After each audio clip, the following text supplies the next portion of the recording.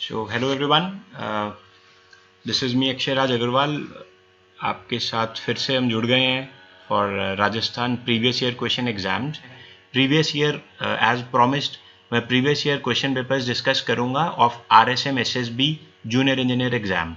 सो हमारे पास बहुत सारे स्टूडेंट्स कल के एक सक्सेसफुल वेबिनार के बाद मेरे को स्टूडेंट्स ने बहुत मेल भी करा, कॉल भी किया, व्हाट्सएप मैसेजेस भी आए कि सर प्रीवियस ईयर क्वेश्चंस का एक फ्री सीरीज बनाएं। सो हेयर वी आर, जिसमें मैं आपको सिर्फ यूट्यूब पर ही रेगुलरली डेली हम कुछ क्वेश्चंस को डिस्कस करेंगे जो पहले राजस्थान का जो स्टेट बोर्ड है RSM SSB उसने JEE एग्ज़ाम में कंडक्ट किए हैं। सो ये जो अभी आप जैसे कि स्क्रीन पे देख पा रहे हैं, ये 2016 में पेपर पूछा गया था for junior engineer diploma. So diploma का पेपर है ये, तो आपको सबको क्लियरली पता होना चाहिए 120 क्वेश्चंस इसमें पूछे गए थे। इस बार भी एक्सपेक्टेड यही है, 120 क्वेश्चंस आएंगे जिसमें से 40 questions are GK based and 80 questions they are technical. So मैं अभी इस पर्टिकुलर पेपर में टेक्निकल क्वेश्चंस डिस्कस करने वाला हूँ। हम कुछ टेक्निकल क्वेश्चंस डिस्कस करते हैं अभी। So I shall start with question number 41। So मेरे को सभी स्टूडेंट्स 41 क्वेश्चन नंबर बता सकते हैं कि इसका क्या आंसर होगा। सो हम देखते हैं कि इनमें से कौन सा सैंडस्टोन, ग्रेनाइट, संगमरमर यानी कि मार्बल और बेसाल्ट, इन चारों में से मेटामॉर्फिक रॉक्स कौन सी हैं। ये इसका इंग्लिश वर्जन भी मैं खोल देता हूँ। Which of the following stones falls under metamorphic category. So मैं जल्दी से इसका आपको आंसर बता देता हूँ। इसका जो करेक्ट आंसर है वो है marble. Marble is correct. So मैं कुछ मेटामॉर्फिक रॉक्स के नाम लेता हूँ, जैसे मार्बल, नीस, क्वार्ट्जाइट और स्लेट। नीस भी एक, नीस कह लें, क्वार्ट्जाइट कह लें या स्लेट कह लें, ये सभी मेटामॉर्फिक कैटेगरीज में आने वाली रॉक्स हैं, स्टोन्स हैं। जैसे इग्नियस रॉक्स होती हैं या सेडिमेंट्री होती हैं। इग्नियस में कौन कौन सा आता है?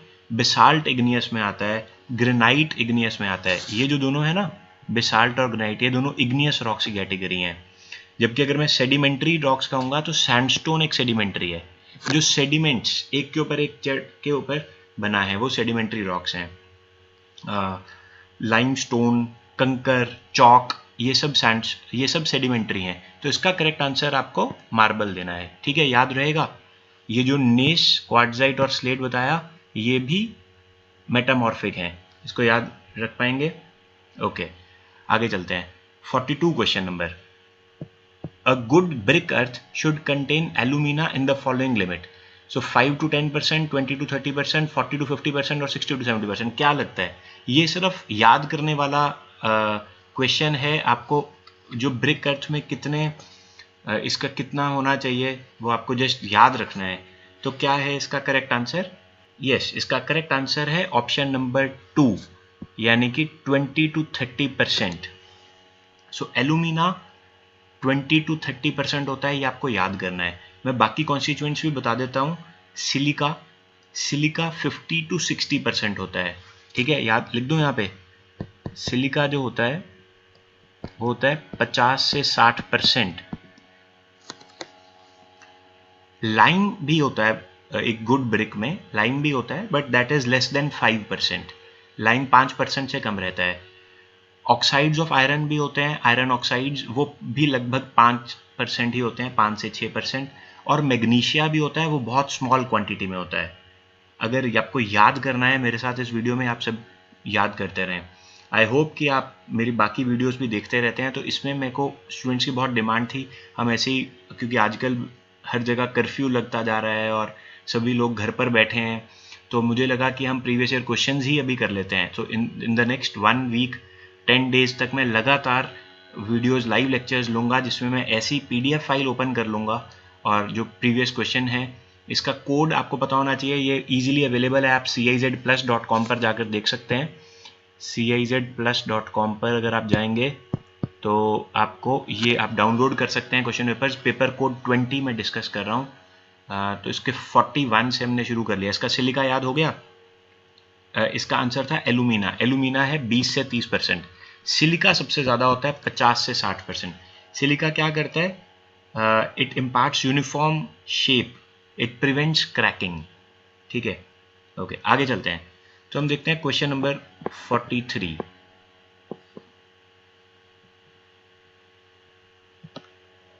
सो क्वेश्चन नंबर 43 क्या है? During Slaking action of lime, during slaking action of lime the volume increases, decreases, remain same या नन ऑफ द अबव। तो क्या है इसका आंसर बताएं मुझे जल्दी से। स्लेकिंग एक्शन में क्या होता है? वॉल्यूम इंक्रीज करती है, डिक्रीज करती है या सेम रहती है या नन? ऐसा नन तो हो नहीं सकता। तो स्लेकिंग एक्शन में लाइन की वॉल्यूम बढ़ेगी या कम होगी? इसका बहुत सिंपल आंसर था, ये काफ़ी सिंपल क्वेश्चन है, increases. So yes, correct answer is increase. अब इंक्रीज होता क्या? स्लेकिंग एक्शन सबको पता है ना क्या होता है। जैसे आपके पास लाइम है CaO, ये इसको लाइम कहते हैं। इसमें जब आप वाटर के साथ इसका रिएक्शन करेंगे, जब इसका वाटर के साथ रिएक्शन करते हैं तो ये क्या बन जाता है? CaOH2। तो this is called slaking of lime. तो जब ऐसा होता है ये क्विक लाइम बन जाता है। तो जब भी ऐसा होता है तो इसकी वॉल्यूम सडनली इंक्रीज कर जाती है। सो दिस इज इट, ये वॉल्यूम, इसलिए इसको सिंपल सा क्वेश्चन था। स्लेकिंग एक्शन, आपको ये इक्वेशन याद रहनी चाहिए, CaO + H2O CaOH2, और ये बैलेंस्ड इक्वेशन है और इसकी एकदम से वॉल्यूम इंक्रीज कर जाती है।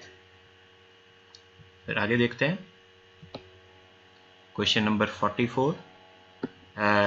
rate of increase of compressive strength of pozzolanic cement as compared to Portland cement during first week of setting remains slow, fast, random या none। क्या है? मतलब यहाँ पर ये पूछा है कि पोजोलानिक सीमेंट मतलब PPC और पोर्टलैंड सीमेंट मतलब OPC, ordinary Portland cement. So PPC और OPC में से rate of increase of compressive strength during first week किसकी ज़्यादा है? वो PPC की ज़्यादा है या OPC? तो देखिए मैं इसका कंसेप्ट समझा देता हूँ। इसका जो करेक्ट आंसर है वो है कि OPC की स्ट्रेंथ ज़्यादा होती है PPC से इन द फर्स्ट वीक। ऐसा इसलिए क्योंकि ऑर्डिनरी पोर्टलैंड सीमेंट में सीमेंट की मात्रा ज़्यादा होती है। पोजोलानिक पोर्टलैंड सीमेंट में फ्लाई ऐश होता है, पोजोलाना होता है, जिसकी वजह से फ्लाई ऐश जो है वो लेटर अपना रिएक्शन स्टार्ट करता है। फ्लाई ऐश का रिएक्शन बाद में आएगा, इसलिए सीमेंट का जो कंटेंट है वो बाद में बनेगा। इनिशियली OPC का ही कंटेंट रहेगा। तो OPC इसीलिए फर्स्ट वीक में ज़्यादा स्ट्रेंथ देगा। तो अगर हम क्वेश्चन को देखें, rate of increase of compressive strength of PPC as compare to OPC remains slow, इसका आंसर रहेगा ऑप्शन 1। आगे चलते हैं question number 45। If water cement ratio in a concrete is increased then compressive strength increases, decreases, remain same या none. तो इसका बहुत easy question है। वाटर सीमेंट रेशियो और कंप्रेसिव स्ट्रेंथ का क्या रिलेशनशिप रहता है? वाटर सीमेंट रेशियो अगर हम इंक्रीज करेंगे तो कंप्रेसिव स्ट्रेंथ कंक्रीट की कम होगी कि ज़्यादा होगी? तो हम देख लेते हैं। अगर मैं वाटर सीमेंट रेशियो का ग्राफ बनाता हूँ स्ट्रेंथ का, मान लो ये है वाटर सीमेंट रेशियो और ये है स्ट्रेंथ, तो इसका ग्राफ हमेशा ऐसा रहेगा। मतलब जैसे जैसे आप वाटर सीमेंट रेशियो बढ़ाएंगे स्ट्रेंथ कम होगी। एक्चुअली इसका जो ग्राफ होता है ना वो ऐसा होता है, ये अब्राहम्स लॉ कहते हैं इसको, अब्राहम्स लॉ।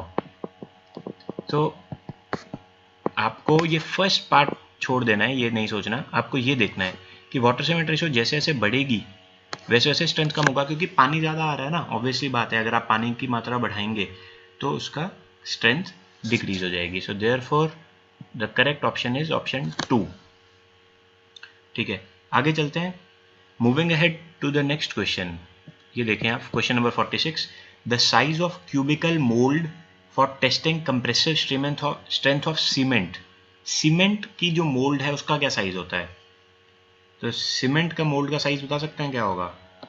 यहाँ पर बहुत सारे स्टूडेंट्स गलती कर देते हैं। देखिए एग्जामिनर ने भी जानबूझकर जो फर्स्ट ऑप्शन है वो 150 mm की रखी है, क्योंकि बहुत सारे स्टूडेंट्स को 15 सेंटीमीटर का क्यूब याद रहता है हमेशा। बट जो 15 सेंटीमीटर का क्यूब है वो किसके लिए है? 15 सेंटीमीटर का क्यूब कंक्रीट के लिए होता है।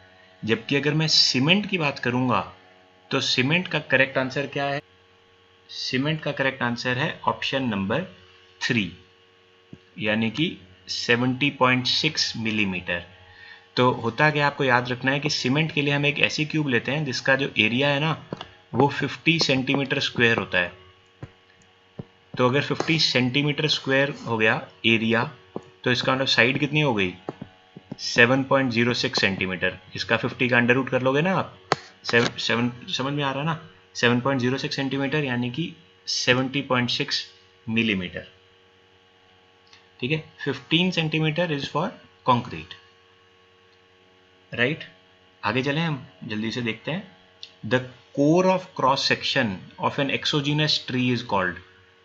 तो एक्सोजीनस ट्री कौन सा होता है? एक्सोजीनस ट्री होता है जो बाहर की तरफ ग्रो करता है। उसके कोर को क्या कहते हैं? ऐसा ये कोर बनता है ना, ये मान लेते हैं क्रॉस सेक्शन है एक ट्री का, तो इसका जो कोर है इसको क्या कहते हैं?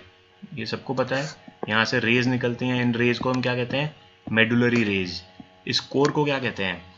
कोर हम किसको कहेंगे? दैट इज पिथ। पिथ को हम कहते हैं। इसका करेक्ट आंसर हो जाएगा पिथ। तो जैसे जो सबसे बीच में कोर होता है ना उसको पिथ कहते हैं।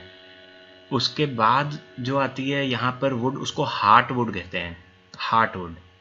और फिर आएगी सैप वुड। ठीक है, तो इसका करेक्ट आंसर होगा पिथ। पिथ, फिर हार्ट वुड, फिर सैप वुड, और उसके बाद आपकी आ जाएगी कैम्बियम लेयर, और फिर इनर बार्क, और फिर आउटर बार्क। तो अंदर वाला सबसे पिथ आपको याद रखना है, इतना बहुत है याद रखने के लिए। तो बहुत सिंपल से क्वेश्चंस हैं, मुझे नहीं लगता टफ क्वेश्चंस थे ये बिल्कुल भी। आगे चलते हैं 48 question number. Which of the following range of pigment volume concentration number, इसको हम कहते हैं PVCN, is recommended for paint for prime coat on metal. तो एक मेटल की सरफेस पर जो प्राइम कोट करना है, एक मेटल है आपके पास, उसकी सरफेस पर आपने प्राइम कोट करना है, तो कौन सी रेंज PVCN की चाहिए होगी? पिगमेंट वैल्यू कंसंट्रेशन नंबर चाहिए होगा, which will be recommended for prime coat on metal. तो इसका क्या करेक्ट आंसर होगा? The answer is 25 to 40। 25 to 40। So ये प्राइम कोट ऑन मेटल के लिए होता है। ठीक है, अगर मैं वुड के लिए बात करूंगा, वुड के लिए होता है 35 to 40। ठीक है, ये आपको याद करना है, ये याद करने वाले क्वेश्चंस हैं। बिल्डिंग मटेरियल्स में बहुत सारे क्वेश्चंस डायरेक्टली अगर आप याद कर लेंगे तो आपको पता रहेगा। तो इसकी करेक्ट आंसर इसका 25 to 40 है, मेटल के लिए 25 to 40। ठीक है, आगे चलें, नेक्स्ट क्वेश्चन हम देखते हैं।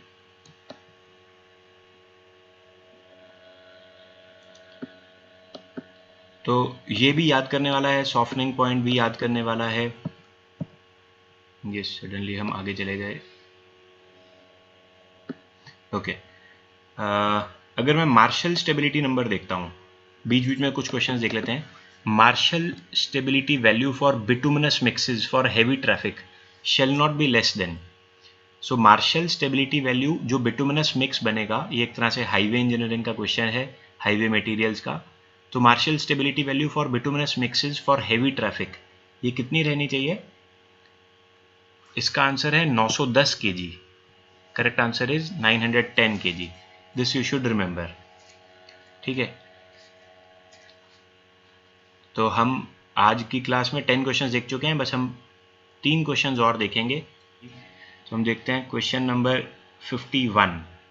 ये तो यहाँ तक थे बिल्डिंग मटेरियल्स के क्वेश्चन। हम क्या पेपर डिस्कस कर रहे हैं ये आपको क्लियरली पता होना चाहिए। हम डिस्कस कर रहे हैं राजस्थान में आया हुआ पेपर, जो कि 2016 के एग्जामिनेशन में आया था। डिप्लोमा का एग्जामिनेशन है ये। इसमें अभी हम एक एक करके रोज़ मैं डेली ये क्लास को कंडक्ट करूँगा। अगर आपको ये मज़ा आ रहा है, हमने 10 क्वेश्चन करे, आपको मज़ा आएगा, ज़रूर कमेंट करना और जो फर्स्ट टाइम व्यूअर्स हैं वो लाइक भी कर दें, सब्सक्राइब भी कर दें। और अगर आपको मेरा बनाया हुआ कंप्लीट कोर्स चाहिए तो आप CIZplus.com पर भी चले जाएं। CIZplus.com पर 2 कोर्सेज अवेलेबल हैं, एक फुल टेस्ट सीरीज अवेलेबल है और दूसरा एक online complete online course available है जिसमें मैं लाइव क्लासेस लूँगा और रिकॉर्डेड लेक्चर्स भी रहेंगे। इसमें बहुत कुछ है, तो आप CIZplus.com पर चले जाएं और अपने आप खुद को साइन अप कर लें और यहाँ पर आप जाकर आपको मेरे साथ आप हेल्प, मतलब मैं आपकी कंप्लीट हेल्प करूँगा कि मैं आपको जूनियर इंजीनियर की जो एक गोल्डन अपॉर्चुनिटी है राजस्थान में, इसमें आपको कुछ हेल्प करा सकूँ। और डिस्क्रिप्शन बॉक्स में इसके व्हाट्सएप लिंक है, व्हाट्सएप लिंक भी आप ज्वाइन करें और टेलीग्राम लिंक भी आप ज्वाइन कर लें। ठीक है, ओके। तो ये मैं देख रहा हूँ अभी क्वेश्चन नंबर 51। तो इसका आंसर बताएं मुझे। Deflection due to bending moment in a regular beam of uniform cross section is proportional to. So EI क्या होती है? फ्लेक्सुरल रिजिडिटी होती है। सो फ्लेक्सुरल रिजिडिटी से कैसे होता है, मतलब डिफ्लेक्शन किसके साथ प्रोपोर्शनल है? EI से है कि 1/EI है, या EI स्क्वायर या 1/EI स्क्वायर? बहुत सिंपल है ये क्वेश्चन।